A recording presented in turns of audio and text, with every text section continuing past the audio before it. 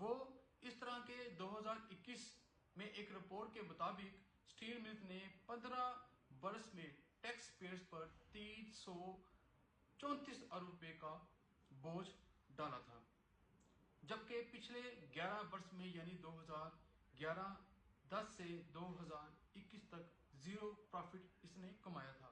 اور ایسی خبریں ہیں کہ حکومت نے اسے بند کرنے کا فیصلہ کیا ہے۔ اسی پالیسی کا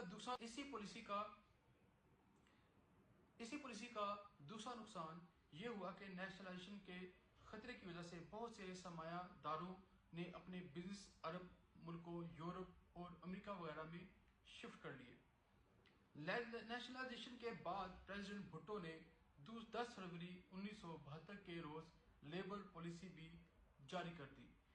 اس میں قومی ملکیت میں لیے گئے اداروں اور بڑی کمپنیز میں مزدوروں کو 4% کا پارٹنر بنایا